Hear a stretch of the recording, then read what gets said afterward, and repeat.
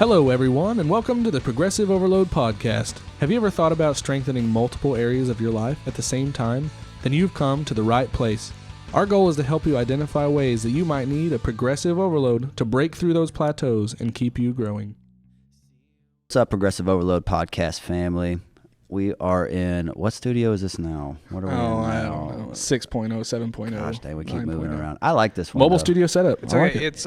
It's Studio Next. Yeah. Here we go. We are in the group exercise room of Swan Family Wellness Center. Yep. That's why we got the bikes. Also, I just noticed too, we do have kind of our pillars. Yeah, you can kind of see them in your camera. Oh, There we go. yeah. Yep. You can kind of Check see think them. about that. That's pretty cool. Pretty neat. How are you guys? Well, It's been a good season. It has been a fun season. In the gym, we've been killing the PRs. what is that? have- What's a PR, Joseph? Public relation. I don't know if I've been doing that. Yeah, probably not. Have not been engaging in that one. We have been killing the PRs all around the table. I see. Oh, yeah. I see. Well, what is it? I didn't even say. You didn't We even- have killing the personal records. Yeah. Okay. Some people call them PBs. Some people call them maxing out. Whatever you want to call I it. thought it stood for power racks. Power rack. I am not prepared for this episode now. Oh shit! All right, let's restart. I studied the wrong material. Yeah, man. So all three of us actually have been hitting some PRs lately. Been going heavy. Yes, sir. Yes, Been sir. fun. And I've been kind of in a strength phase myself. Yeah. And then you're finishing up a kind of a hypertrophy program. Yeah, that's what's crazy. Dustin and I just finished a really, really high volume. Like the whole phase, we didn't even lift heavy. Right. But we both decided, like, let's test our strength. see where we're at, And we right? hit PRs on almost everything. That's awesome. Which we'll get into that later. It's so cool. Yeah. I love hitting PRs. It's fun. It's a blast, but I think it can also become an idol almost, and Sure. it can we can put too much importance on it. You're chasing the high. Chasing the high. You want that ego bump. Yeah, and if we rely on that for motivation to get in the gym, we will always be defeated. Definitely. But we can use it to celebrate some big wins. Yeah, every now and again, it's great. Yeah, It's great. Dustin, you're just getting closer and closer to that 1,000-pound mark. Dude, it's getting there, man. Where's our numbers at now? Where are we at?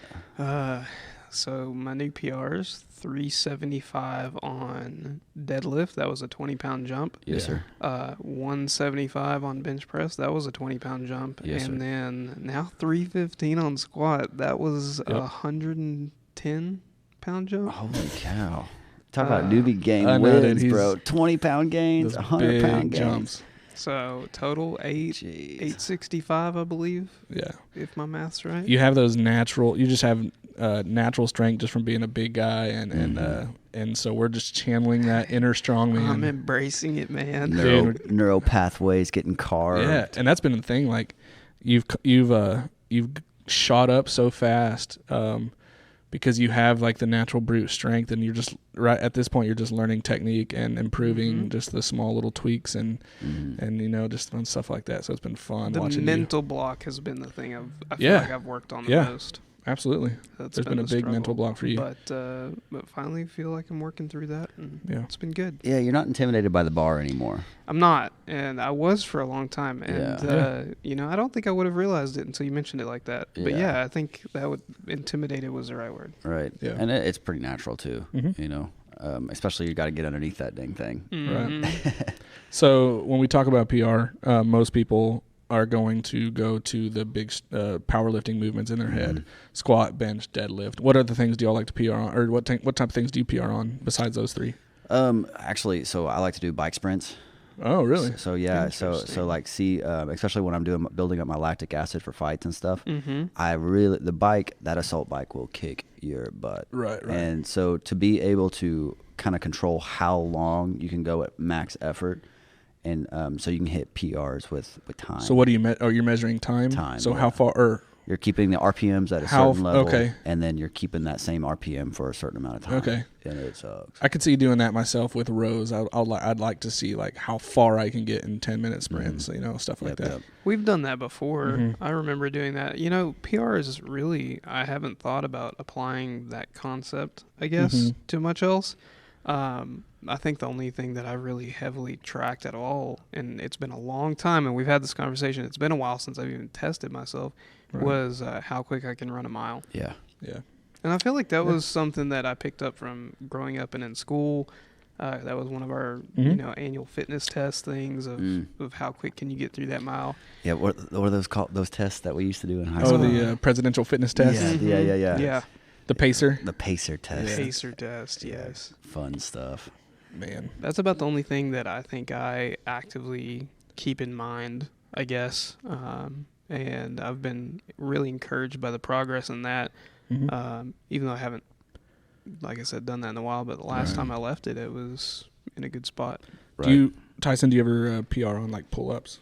I haven't, no. As the only one in the group who can do a pull-up, Tyson. I haven't necessarily done that. Just I guess as documented and trying to increase the amount of pull-ups I can do.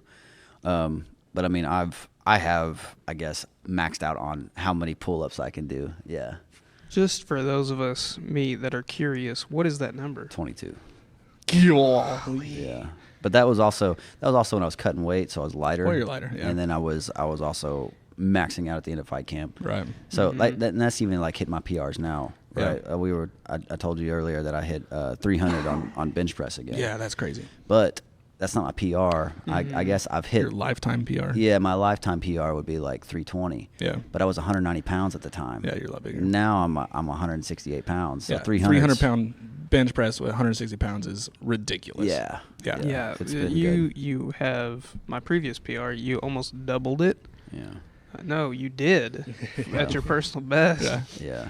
So let's talk about some terminology that one will come up on whenever they're kind of entering the phase of fitness where they're trying to chase PRs or even just improve strength. And as we kind of talk about this, we'll probably use some of this lingo. So I wanted to talk about the difference between top sets, working sets, straight sets, and warm-up sets. So if you're being coached, or if I'm coaching you, or following a program you found online, you'll see a lot of this terminology. And so let's just go down the line. A top set, you'll hear that. It's usually like the heaviest grueling set that you're going to face is the top set. So it's got most likely the highest volume, like as in we'll talk about warm-up sets in a second, but you'll go through a warm-up set, you'll go through and then after you're warmed up, you'll go through a top set. And like I said, top set, you're most likely doing the most amount of weight, and it's typically for lower reps, but just the most amount of weight, high intensity. I think I said high volume a while ago, but I meant the high intensity. Yeah, explosiveness. Yeah. And then your working sets. After you do you'll warm up. That's the warm up set. That's pretty self-explanatory. Then you'll go through a top set, which is your heaviest one, and then after that, just for the sake of work, you'll do a working set.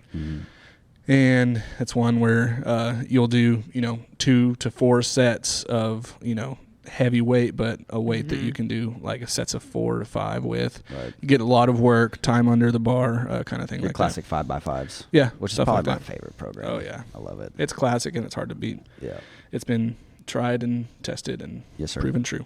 Yeah. A straight set would be prescribed like it's literally 3 sets of 10 or 5 sets of 5 or whatever with the same exact amount of weight. You're not working your way up to it. You're not working, starting low and going up high or anything like that. It's just like I'm getting warmed up like on the treadmill, on the bike, doing my mobility. Right. And then I'm doing my straight sets. That's probably the thing I feel I have the most experience with, having gone through some of your programs, is a lot of that you've had me do has been straight sets, I would think. Yeah.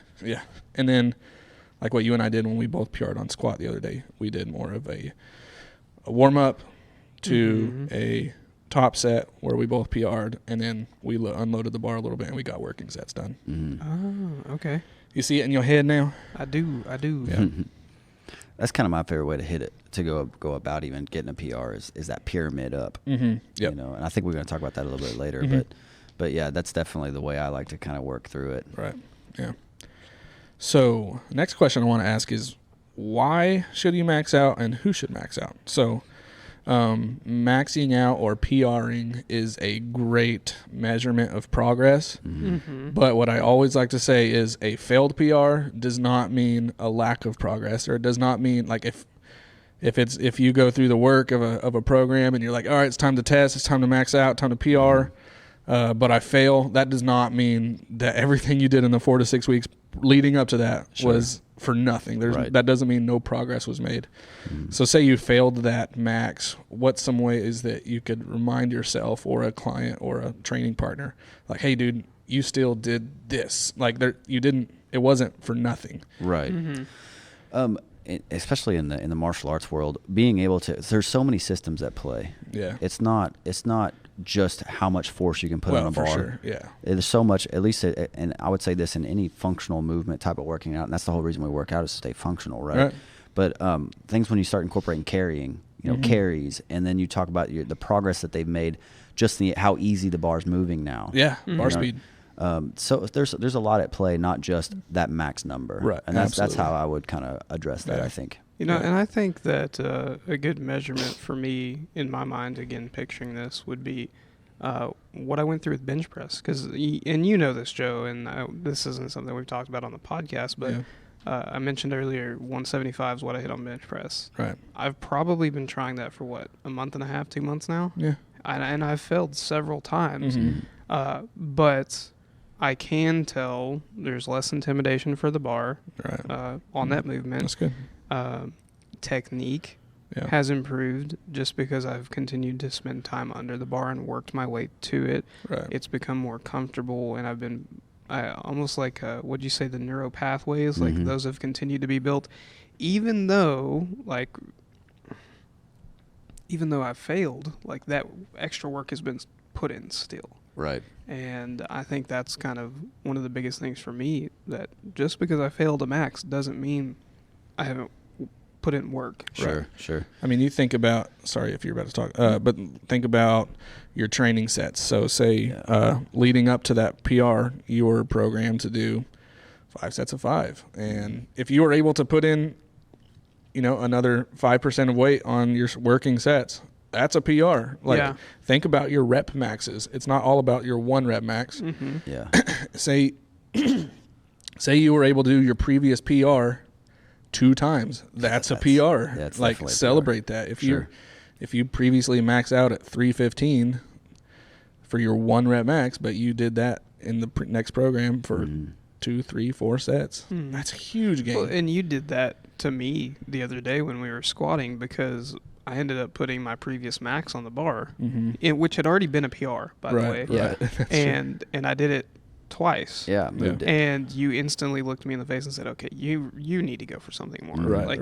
That was your max before, and you just hit it for 2 reps. Right. We're upping it. Yeah. Right. And I listened to the encouragement. Well, even when you fail, sometimes I think it's healthy just to feel the weight. Yeah. Even if you couldn't get it up, true. You felt it, and then you kind of have an idea of what it takes to get it. True. And for me, maybe that's a mentality thing more than anything. Yeah. But. No, I mean, there's even there's a central nervous system boost there whenever you can feel the weight. Yeah, absolutely. Another reason that I think you should max out, especially if you're a beginner, but even anybody, is it helps you determine your percents for your upcoming program. So say you have another program built out for you, right, and your coach is using percent 1 RMs. I mean, you got to know your 1 RM. You got to get a baseline. You got to get a baseline. Exactly. So it's important to do that. It's not all about ego. It's not all about testing your true potential or whatever. Sometimes you just need to figure out how much you can do so you can build off of that. Right. I think that's such a good point too.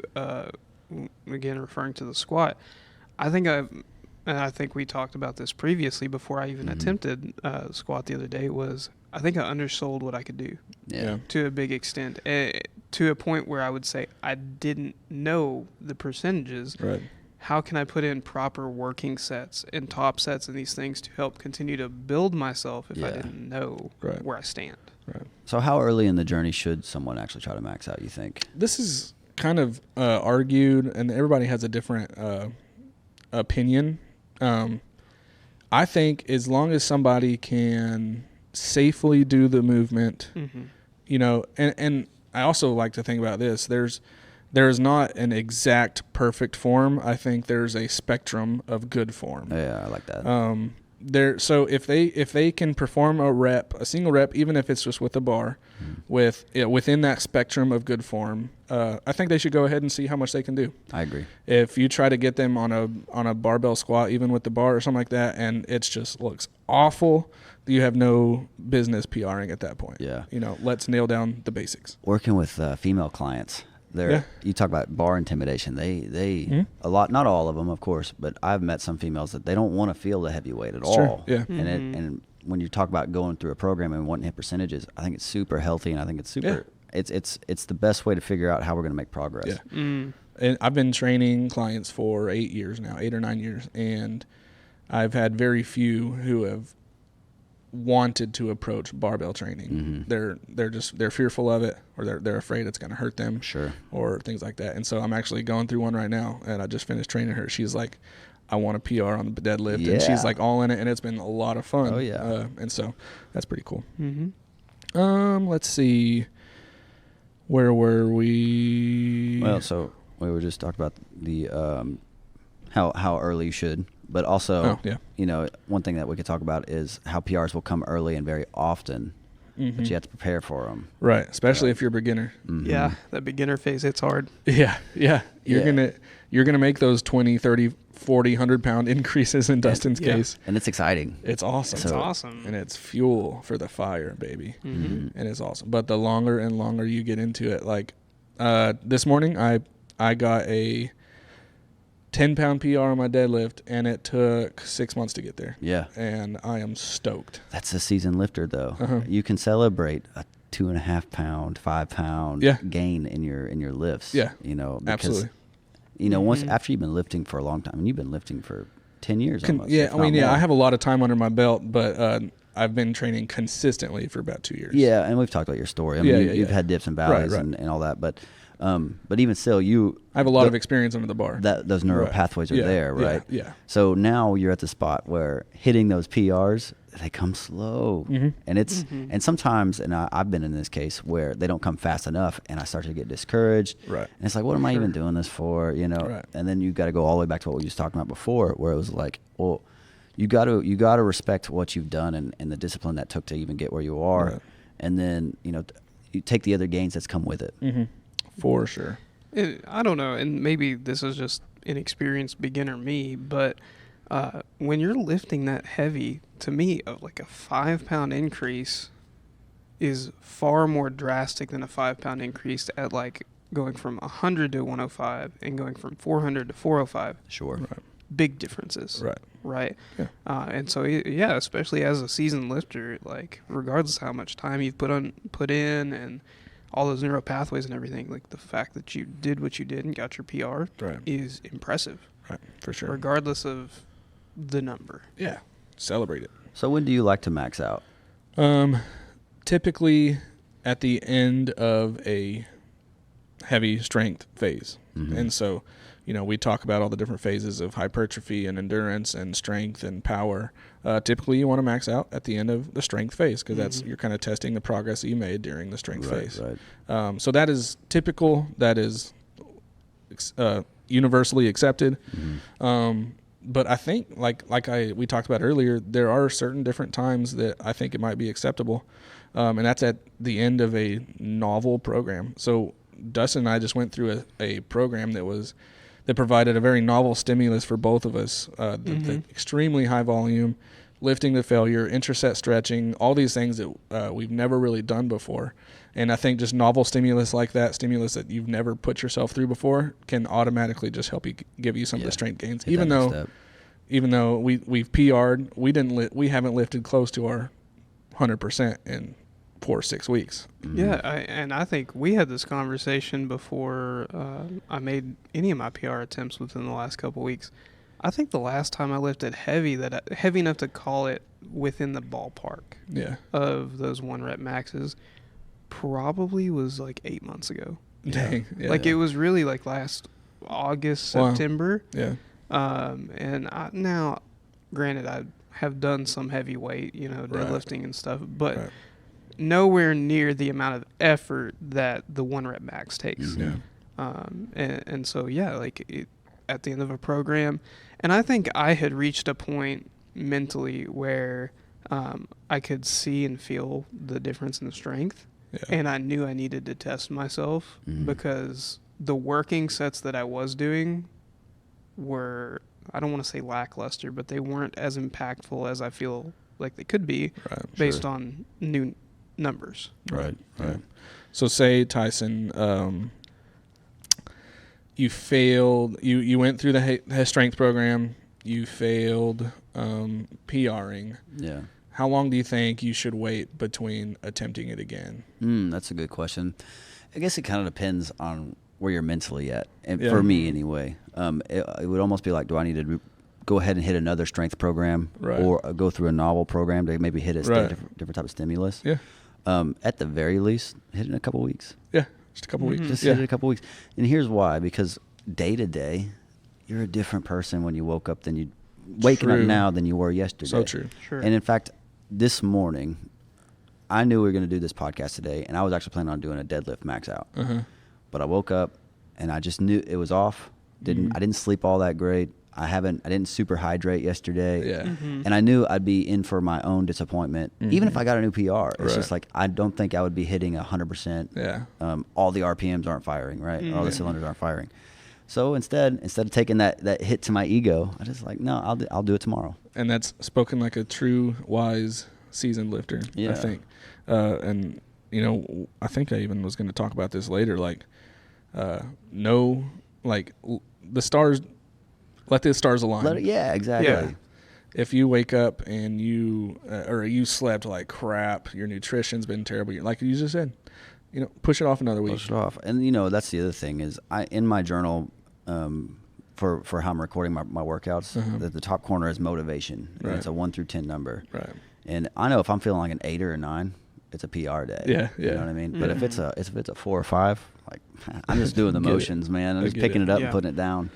Yeah. Now, I do want to ask the question, and this is towards Tyson, because I know we had some conversations about PRs prior to my attempts, and you mentioned being careful or watching I believe you said CNS.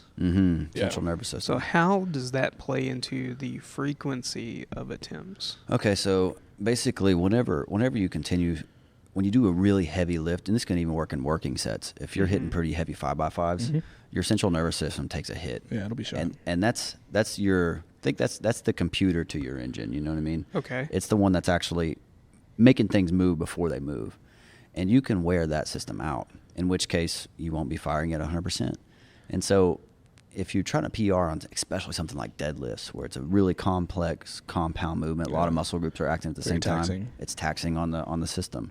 And so if you wear that CNS out, you're not going to be able to move that bar. It's like it's like the CPU. I can see on my laptop right here, my CPU's at 26%. So you would understand that reference, right? There you go. Yeah. If your CPU's at 85%, it's probably going to be moving a little bit slower, right? Is that a good number to throw out there? Yeah. Yeah, sure. There you go. Okay, cool.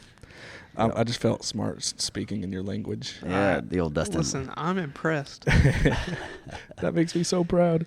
Yeah, there's a difference between, and I asked you about this term earlier, Tyson, is there's functional overreaching and there's non-functional overreaching. Whenever we try to just chase PRs every week, every other week, that is called non-functional overreaching.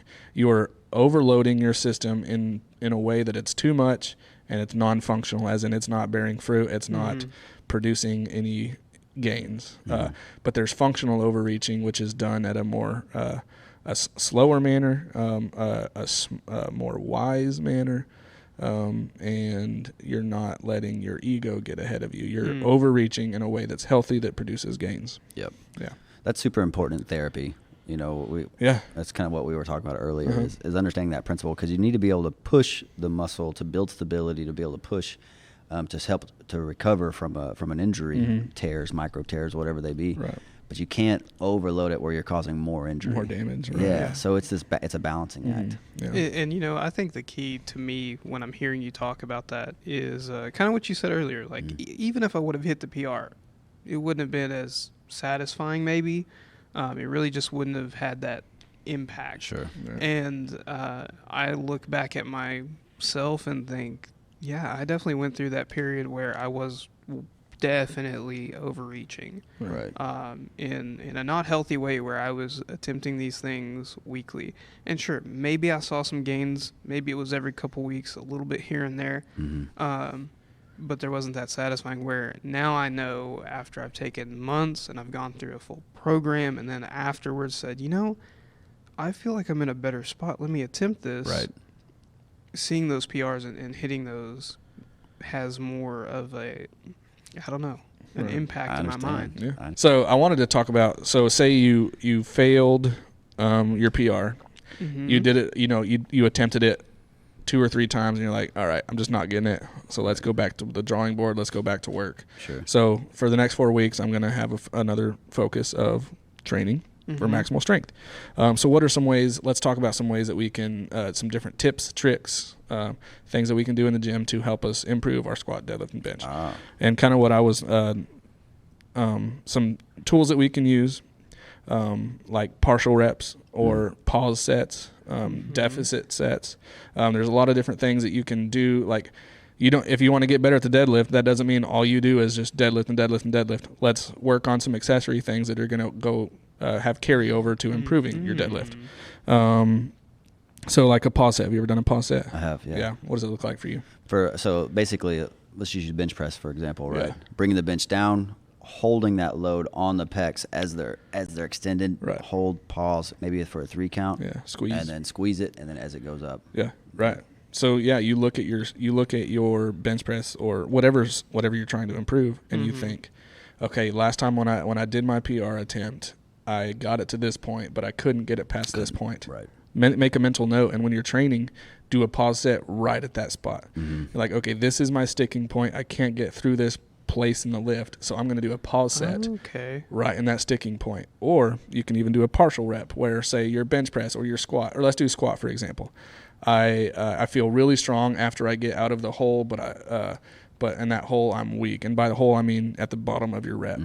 So what you do is you do, what is the term of that exercise? You basically just do a squat, but you rack it at the bottom of your squat. So you put the safety bars at the very, very bottom of your squat. You get down there from the squatted position, and you push up from the lowered position. Sure. That's going to get you stronger in the bottom of the hole. So yeah, stuff like that. If you're working with a good trainer too, and a good spotter, they'll be able to help you realize where you failed too. Right. And also what muscles were part of that's making you fail. Ooh, that's good. Going back to the bench, if I'm spotting somebody and I'm looking, if they're at the bottom and their triceps aren't firing off all the way, they're loading the delts, they're loading the pecs. Maybe they're going too wide because they're trying to activate the delts instead of being nice and tight to go with the triceps. Right. We need to strengthen up your triceps. Boom. So let's start, hitting some accessories. Yep. And I think, correct me if I'm wrong, Joe, that kind of, and I didn't know that's what this was, but that's where I got after that last time that I failed bench press, as I started thinking and going, I can feel it connecting here, but I'm lacking in my triceps. Right. And so for a little while there, before I attempted again, I included more tricep work in my workouts, and I could definitely feel the difference it made on the other side. For sure. Right.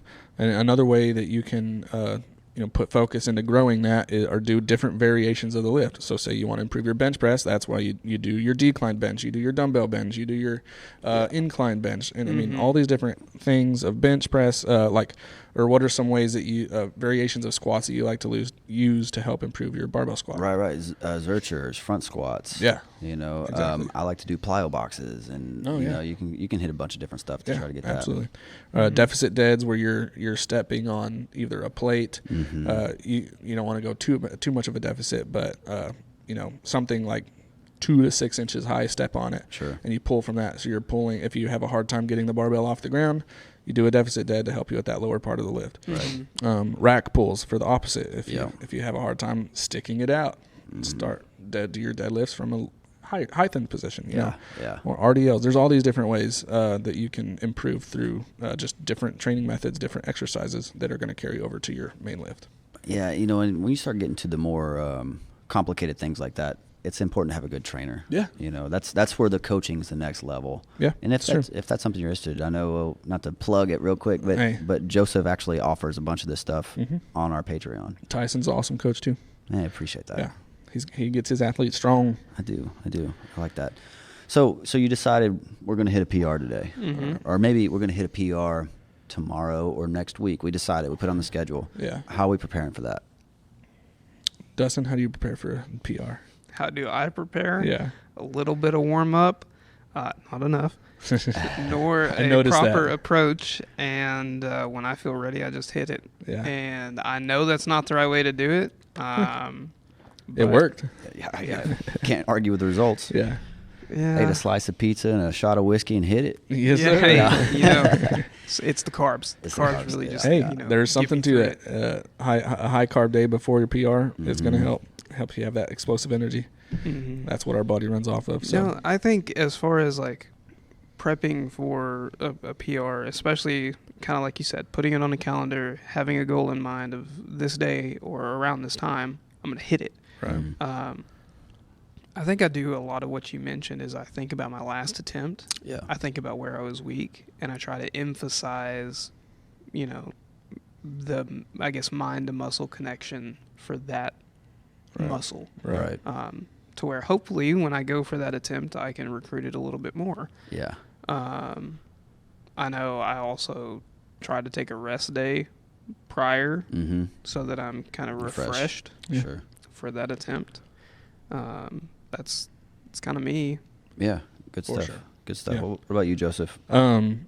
Yeah, like we talked about earlier, if it's a bad night of sleep or if my kid was up or something like that, Yeah. like when this baby's born, I'm not going to be PRing for a while. A little bit. I'm going to be doing everything I can to maintain. Yep. But, yeah, get your sleep in check, get your nutrition in check, even though literally I made a reel like 2 days ago when I did my squat PR. Like, my nutrition was crap the day before. Yeah. I was not hydrated. I did not sleep well, but I PR'd anyways. That was just but that leaves you room for grow too. Yeah. Because imagine if you were at 90%, Exactly. imagine what your 100% looks Exactly. like. You know what I Exactly. mean? So we don't really know what your True. PR is yet. Yeah, but when it is day of PR, it's time for me to warm up. I always like to start with just a 10-minute, row, just real light. I'm not looking to exhaust myself.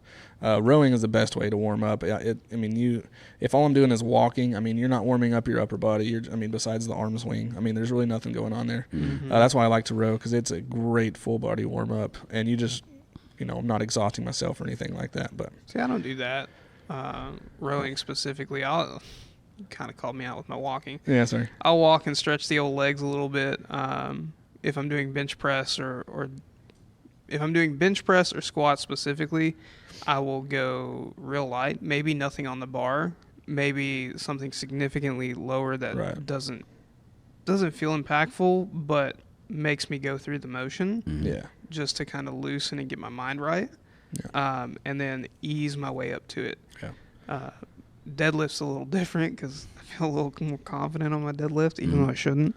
And so I take that approach at a little quicker pace than I think I should, to be honest with you. But You're still young enough where you can just kind of get in and go. Get away. Yeah, Get away for with me, some of like that. I have to spend 5 minutes on my hip mobility, getting my calves loosened up. There's all these different things that I do before my squat, especially where I got to open up my hips and get them, you know what, Joe? ready. I just can't get onto the bar You and know go. what? That's why you're better than me. Well, it's because I'm 31 and you're only like 25 or something like that. How old are you? I'll be 27 later this month. Okay, so you're 26. He's getting up there. 26 and a half. Yeah, I'm he's getting up 26 there. and Yeah. 3/4. Won't be long. He'll be hitting a warm up pretty good. I know your hips are gonna get nice and tight soon. But basically, I'll start with like a set of 5 with like 50 or 60% of my previous 1RM. Then I'll go to a set of 3 or 2, just kind of working my way up in the weight, and then I'll do a set with my about 90 to 95% of my previous 1RM. You can do one with your previous, like do a 100% of your previous 1RM and then go over, but I don't really see it necessary to do that if you've already done it. Okay. Save a little bit in the tank. Sure. And then just go for it. How long do you wait in between these sets? So the warm up sets, I'm not paying too much attention. Maybe 2 minutes or so. But after my last warm up set, so that after I do that set of 1 with my 90 to 95%, Mm-hmm. I'm going to make sure to take a good long rest, like 3, 4, 5 minutes. You got to make sure you let all of the energy systems replenish, get all of your ATP stores good and full, and everything like that. So question for that though, because I've done that as well. I've taken an extended period of time. I don't think I've quite taken what you do though, on some of those going between those higher set attempts. Yeah. Is there any validity to the fact of at a certain point I start to feel cold? Does that make sense? Like I start to lose the energy. I don't know. So like during that 4 or 5 minutes, like I try to stay in the zone still. Like I'm not going to like go talk to other people or anything like that. Like I'm keeping my headphones in. I might even do some mobility stuff while I'm resting. Just get down kind of in a squatted position, keep my hips open. Walking around. I'm not just sitting down still for 5 minutes kind of thing. Maybe, yeah. So that might be what you're talking about? That's what I'm talking about. Yeah. I definitely feel like I, in some cases, start to slip, and that's when I go, okay, I need to do it. And maybe I rush it after that. Yeah. Right. I can't help it. I shadow box. Like of course you do. You have me standing around too long. Every gym's got that shadow boxer. Shadow boxing. Yeah. You're in a boxing gym, so you're all the shadow boxers. Yeah, we're all shadow boxing around each other. Every public gym has got that guy that shadow boxes in the corner in between sets. Yeah. Whether so they funny. know how to or not. No, they never do. Or they wouldn't be at that gym. Hey, I'll admit it. I've done it. Yes. I can't say I've done it right. Can't say I know what I'm doing, but I've done it.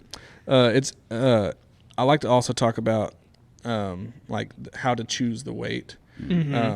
Like whenever you're bench pressing, you're not going to want to add a 20-pound onto your previous 1RM. Sure. Especially upper body movements if you're doing that. Besides Dustin, if you're doing an overhead press or something like that, like a 5-pound jump on a bench press or an overhead press is a lot versus a squat or a deadlift. You'll be able to get away with a little bit bigger jumps there. Right, larger just muscle because groups. they're bigger muscle groups. Right. Yeah. Except if you're Dustin and getting he likes to jump it up like 30 pounds. Listen. But that's his own personal story, not the average person. Not to go all the way back. What I do like about warm up sets though, you're talking about just warming up with rows. Right. I love rows too. I love the assault bike, but jump rope has been the best way for me to get my blood Another flow. good full body. And then you guys have done that a little bit with that program. I continue to do that. I've learned to really enjoy jump roping. Yeah. I now own a jump rope, thanks to Tyson. Very good, very good. It's one of my favorite ways to warm up for any lift. Absolutely. And then whenever I decide to do my, I realize I'm going to PR on a certain lift. It kind of takes over the workout. Like, it's like that's the thing I'm doing. I'm no longer am I going to hit everything else. It's like everything's about that. It's warming up to it. It's getting a little bit of workup sets to it. Yep. And then I'm smashing. I'll be honest, and I'm guilty of this. Like, I'll hit like a squat day, right? Yeah. And I'm like, I'm gonna PR and squat, and I'll go for it. And I get done with squatting and look at myself in the mirror and go, what do I do now? I'm done. I'm going home. This is what I planned for. Check. Yeah, Next on the list. Oh, I didn't plan that far. Right. No, that's okay. That's pretty normal. That's what I did this morning. I did want to mention, like, on those warm-up sets and, working up to your 1RM, every single rep needs to look the exact same. Yeah. Just because you're pulling up lighter weight or anything like that. Totally. Do your same, like, just like a baseball batter. Like, when they get in the box, they're messing with their gloves. They Same twist their rituals. bat. They do the same foot stance. Same rituals. Come up with a ritual. Come up with a habit and make it familiar and do the same thing every single rep, whether you're deadlifting the bar or 450 pounds or whatever. So I do have a question in regards to these things, especially when we're going extremely heavy, that maybe is more directed at Joe, the accessory king. I am the accessory king. You are the I accessory have no king. shame in it. At what point should I look to, because I know, like, I've seen you bench press and you got your wrist wraps because I know it's heavy, right? I know I've seen you with your squat and I believe your deadlift too, where you've got your lifting belt and like these things. And I know those things are beneficial, they help, and in some ways keep you safe, right? Absolutely. At what point do we start to introduce those things or look to? Right. So Perhaps not that you should. They're kind of in different categories. I think everybody should be using a belt when they're deadlifting or squatting, especially when they're going heavy. Yeah.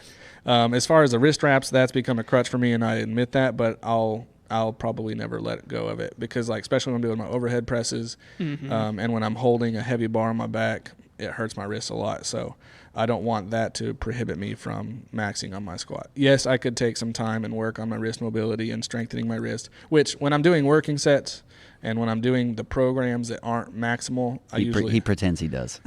No, I don't. I don't wear my wrist wraps when I'm lifting light, but anytime I'm going through a heavy phase, I'll wear them. Yeah. Just because I don't want that to prohibit me from doing the best. Okay. Same thing That with makes lifting sense. straps, and we've done an episode on that before. You can go listen to what's in our gym bag. Yeah, that was a good episode. We kind of talked about what we use and why we use it. Some of it can become a crutch. Some of it can just be a mindful thing. Like for me, I love anytime I'm doing lower body, I like using my knee wraps because they help me feel more confident and not like an ego thing, but they help me feel like I'm not going to hurt my knees anymore because I don't want to hurt my knees. They sound like a ratchet. I know. You heard them on the leg extension this morning. Yeah. So I want to try to protect the knees that way. I'll see you in therapy in a couple of years. Probably so. Lastly, but not least, before we go, when you are doing these maximal sets, let's talk about how to bail and how to spot. Okay. And we'll go pretty quick. When you're benching, always, if you are by yourself, either have safety racks on or don't put clips on. Yes. So there's kind of two different ways. I would rather you have safety racks and not be bailing the weight off of, like, if you don't put clips on and you're by yourself, what you can do is just lean it to one side, let the weight fall off, and then it's going to jerk on the other side. Yeah, but it's better than being stuck under the bar. It's better than being stuck on the bar, but it's not ideal because you don't know where those weights are going to fly, whether it's going to hit somebody or whether it's going to damage the floor or the wall next to it or anything like that. So that's not ideal. Correct. You can't do it. And then if you have the safety racks, if you're by yourself, that's probably another way to do it. But I hate lifting with safety racks because if your lift is like 1 centimeter off, it's going to hit the rack and it's going to jack up your rep and stuff like that. Guilty. That's why I do like the straps. The straps, those are rather than the bars. Yeah. There's a little bit more give to it. Yep. And less bulky. Yeah, less bulky. And then even if you touch it, you don't even notice. You know. Really? Yeah. I lift alone. So, and not that I recommend that. Preferably have a spotter. Yeah.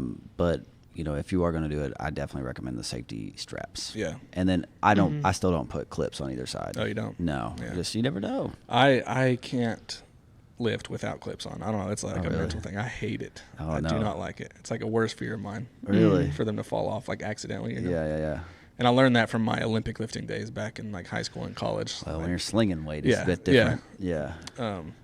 But when you're spotting somebody, we've talked about this in our gym etiquette episode, just make sure you communicate with the spotter what you're expecting from them. Do you want to lift off? Do you not want to lift off? Do you and do not touch the bar until you see the bar going back down towards their chest. Give them a chance to get it. And you're not just giving the weight to the spotter. You're still helping them push up. Nobody's going to upright row 300 pounds. That's true. So you still got to help them get it on the rack. But I can be a mean spotter too, because while they're failing, I'll just kind of touch and help a little bit. I can see that. You still got to work. You still got to get your rep in, buddy. I'll just take off maybe 2 pounds. I can so see that, dude. Yeah. When you're squatting, same concept with having the safety racks or the straps if you're by yourself. But once again, I like having a spotter. Like, it was a game changer having you spot me, Dustin, instead of having to just know I'll fall to my knees. It's great because I didn't know what I was doing. You did good. So you want to almost, like, if you're spotting somebody from behind, you almost kind of want to act like you're zercher squatting them, get your elbows underneath their armpits, go down with them, don't touch them until you see them failing, going back down. If I've got a pretty experienced lifter that I'm spotting, a lot of times I'll actually put my hand on their chest. Oh, and then the backhand I'll put on kind of the low back. And not that I'm pushing or helping, right. But I can give, just like I said, just a little bit of support. Even, you know, if they start to like really struggle. I wouldn't do that on a PR attempt though. No. Yeah, On if you're working sets, yeah. Deadlift, just drop the bar. There's really no spotter for deadlift. Yeah. Right. Anything else? No. That's a lot of fun. That's it for me. Hopefully y'all learned a lot about PRing. Absolutely. You know, and just to bring it kind of full circle, application beyond the gym, right? Like, throughout kind of our discussion here, and I've been trying to soak in what you guys are saying, because this is definitely a concept that I need to work on myself. Right. But really having the discipline and the consistency to work through those things and build up to a new PR, a new PB, whatever you choose to label it.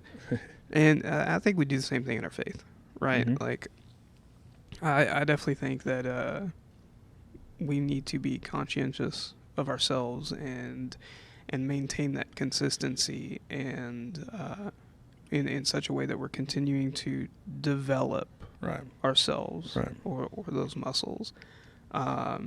Because, I mean, like we say, you have that motivation that you write down a number 1 through 10. Mm-hmm. And let's be real, there's some days where we wake up at a motivation of like a 3, and we're like, I don't really want to do this today. Yep. I think what's important is even when we're at that 3, we do it. Yeah, you'll see I'll have 2s on my thing, and underneath that motivation 2 is a list of workouts that I completed. Yeah. Right. So it still got done. Even if you're at that 2 or 3, you still put the work in. Yeah, it still got done. Where my mind goes with that, like, if I think what a PR is in my relationship to God, that's feeling close to God. Mm-hmm. If I can feel where I am personally close to God, that means I put in the work to get there. We don't wake up. Well, and you can have an encounter with the Holy Spirit without putting in the work. That's different. But if I want to know God personally, you don't just wake up with that knowledge. You have to seek Him out. You have to put in the work in your quiet time, in your time of reading the Bible, in the time of prayer, talking to Him. That is how you get to know the character of God. Yeah, and I think it kind of goes back to the same thing that's always been said of what do you do in your own time? Yeah. Right? I can sit here and talk to you guys about this stuff all day long till I'm blue in the face. What am I doing when I'm alone? Mm-hmm. When it's just me, how do I approach that? Yeah. And I think, and not to just continue to beat the dead horse, but when we're talking about those 2s and 3s, and it's a real thing for me, right? Absolutely. So I know it's a real thing for everyone. When we're at those 2s and 3s, sometimes that's when I most need to put in the work. Yeah. That's when I most need to have the discipline to push myself. Yeah. I could definitely see where it's even the opposite is true too, where everything's going so smoothly. Things are good. Yeah. Like it's almost like, oh, why would I pray? I don't need you right now. That's true. 100%. That's true. And then of course when things inevitably fall apart, suddenly That's when you're suddenly it's back. like, oh wait, no, Yeah, they'll come back. That is the where's my spot? The struggle Christians have lived through their entire life is relying on God when they're going through it and forgetting about Him when life is good. Mm-hmm. They forget about Him on the mountaintop. And I guess to some extent, if you look at it in perspective of motivation, even sometimes those days where things are going good, we lack the motivation because we lack the focus. Right. Yeah. Yep. Being thankful is important. Absolutely. I think it is. I don't know. You journal. I do. I don't know anything about your journaling per se, but I know one thing that I've included with my own journaling is a list of things I'm grateful for. Yeah. Having a gratitude list, and I know that having that in a lot of ways in the day-to-day has become a focus. Right. Or not a focus that I fixate on it, but it helps me to focus throughout the day. Right. To remember when that crappy thing happens to me, I remember, that really sucked. Yes, sir. I failed that attempt. Yeah. I couldn't get that bar where I wanted to get it. Yep. But look at what I've got. Yeah. Things are That's good. Yeah. You know what's good? You guys. Built Bars. Oh, gosh. This episode is brought to you by Built Bars. I forgot. Affiliateship of Progressive Overload Podcast. Yeah. I'm going to crop in a Crop picture in a of the little bar with it right in there. your hand? Yeah. Okay. A new affiliateship. We are working with Built Bars now. One of my, actually, the most amazing protein bars I've had in a really long time. I tried them. I was like, man, I want to sponsor them, or I want them to sponsor us. So basically, go to their website. Just go to our the link will be in the show notes of this episode. Click on it, and it will. You don't even have to input a code if you use that link. If it asks for a code, just enter PO pod. So POPOD. Popod, that is our discount code. Right. Use that for a discount, and we get a little bit to support us and try which one did we try today? It was the chocolate cookie dough puff. See, and I can't so good. I can't even be mad at you for doing this. I know. Because I tried it and it's actually really good. It was good. See, that's a lot coming from Tyson, who hates trying to sell things or people selling to him. Salesman. I know. But no, this is a good product. Yeah, it's good. Dang it. Yeah, go try it out. It's delicious. Or try our favorite supplements at legionsupplements.com. Same code, same coupon code. Awesome. Guys, thank you so much for stepping in today. Thank you, Mr. Tabor Dunn in the background. Oh, man. Hey, cut it. Cut it. Don't talk about him. We love you, Tabor.